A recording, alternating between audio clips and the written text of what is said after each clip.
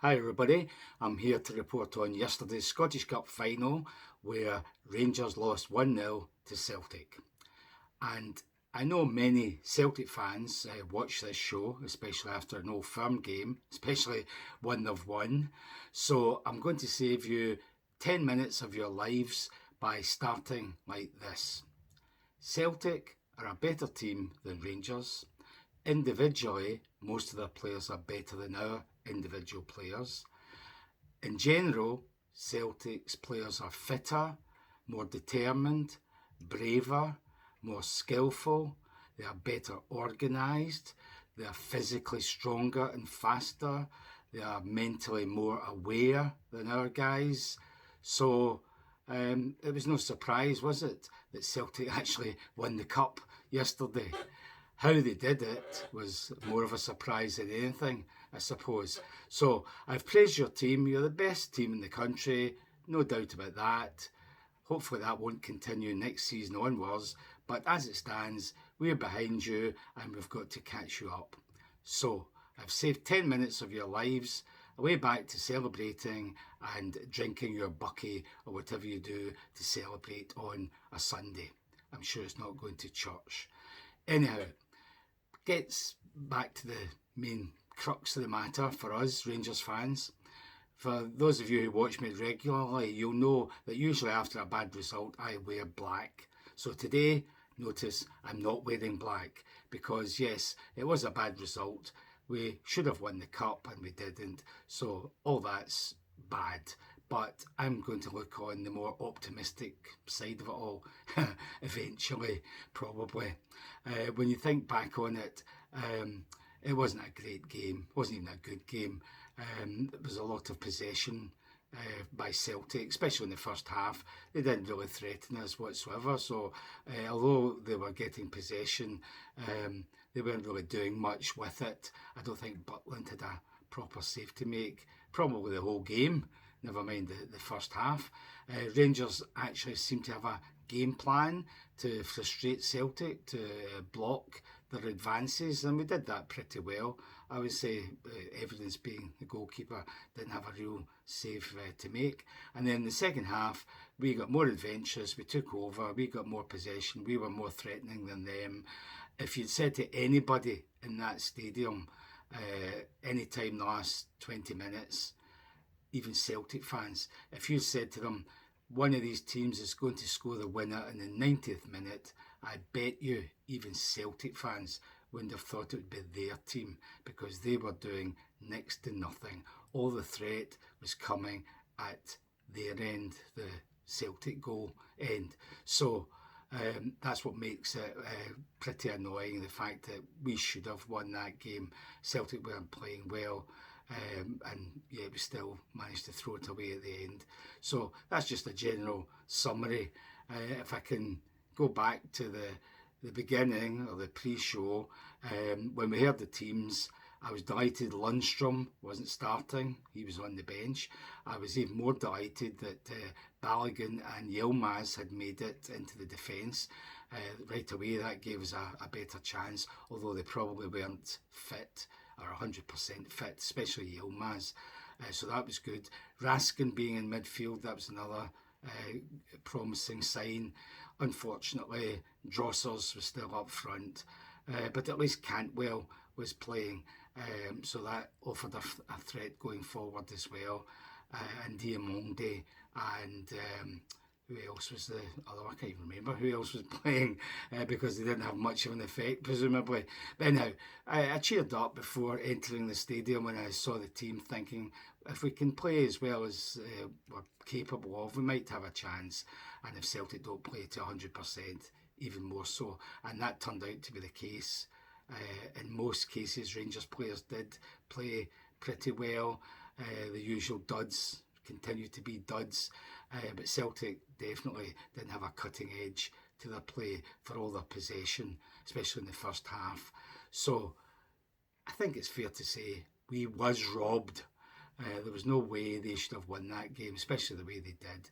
It was unfortunate that our player of the year, the best goalkeeper in this country, probably the best goalkeeper in Britain actually, made the mistake in the 90th minute that won the cup for them. At the time when I saw it, I'm high up in the south stand.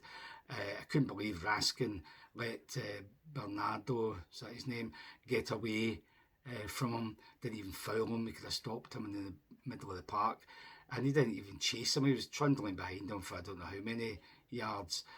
And then, as usual, defence retreats, give them a free shot at goal. So the guy has a shot at goal from 20 yards. At the time, it just looked as if it had bounced off Butland to me. And there's Ida falling up like good strikers do, not like duds like Drossers to put it into the net.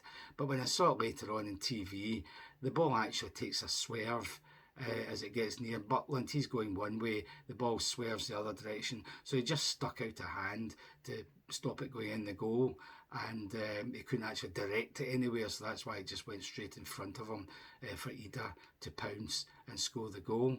So I'm less annoyed with Butland than I was at the time when I was at the game, and he has been our best player, so we can't really complain. If the other players had done their job, especially the forwards, we would have been leading at that point. So now, that's how it was won. Sickener, but that's the way it goes. That's football. And now, to go back to the game, there's very few shots at goal, very few chances. It's just one of these tense cup finals that you get practically every time, really. So when we did make the breakthrough, or thought we had, when we got it in the net and we're all celebrating, only for VAR to intervene, and it was saying possible foul. The box, especially the 6-yard box, was so crowded before the corner kick even came in, that as soon as it went to VAR, you're thinking, well, something must have happened. There's been a foul somewhere. It's so crowded. There's so many players there all jostling. And having seen it on TV, I can't complain. Raskin did give Hart a push in the back. Don't know if there was much strength behind it. So that was a foul. No problems with that. But why didn't VAR notice that 2-3 seconds before this, when the ball's coming in, Taylor had his back to the ball, to the direction the ball's coming from, because he was too busy wrestling Raskin. He actually had both arms round him like a wrestler, just trying to hold him back. So when Raskin broke free and travelled, 5 feet towards Hart and pushed him in the melee in the back, that was definitely a foul. But the prior foul was actually a penalty kick. So if VAR had been doing its job, it's supposed to go back and look at all the things in the lead up to the incident to see if anything else is untoward. Why didn't they notice that was a penalty kick before Raskin broke free and then pushed Hart in the back? Just sums it up. Celtic's the one always complaining about VAR, but they're the ones who always seem to benefit from it, unlike Rangers, as the recent report proved, where we were the ones given the most mistakes in VAR decisions. So anyhow, that should have been a penalty to us. And if it had been a penalty, who knows, we might have gone ahead and held on to it. The last 20 odd minutes, Celtic were hanging on, desperately tackling, blocking, booting the ball anywhere, hardly getting up the other end of the park. So it's so annoying that they ended up winning the game with such a goal as it was. Looking at our guys, Butland had nothing to do. Tavernier had a shocking first half. That should be the end, not only of his captaincy, but of his career at Ibrox. We've got a great right back in Sterling. He can do all that Tavernier does if he can take a penalty, that is. But he's a far better defender. He's far quicker, stronger, more determined. Tavernier was a disgrace in the first half especially. The other ones who were at least better, okay. The central defence, Balogun was probably the best of them. Davis was okay. Yilmaz didn't look properly fit. Who else? Diomande had a good game, I thought, especially in the first half, able to take men on, take a pass and hold on to it, hold off people trying to take the ball away from him. Raskin had a decent enough game. Sima, when he came on, showed what we missed most of the season since his injury, because he could run past them, take them on, look dangerous at every turn. So he really looked the part once he came on in the second half.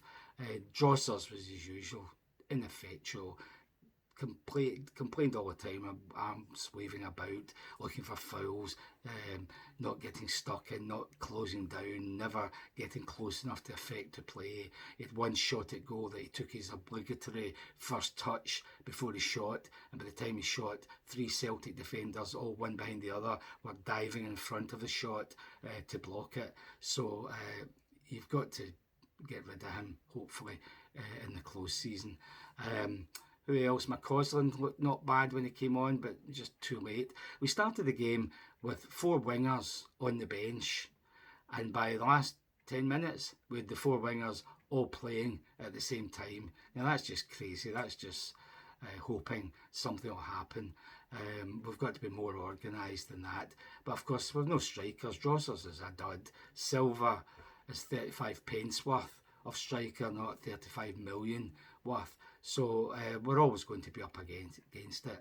So the fact that it was that kind of a game, it was our best game against them this season because we did show up, we did give them a game, we did have them worried. We should have scored and won it. Just sums up the whole season really. So a big clear out ahead, hopefully, with new players coming in, and next season can only be better. Maybe next week I'll do a short show when I look at who should go, who's coming in, who we need to come in, and the prospects ahead. So until then, have a good weekend, if you can say that, and look forward to the close season and a new season, a new dawn, a new team, hopefully.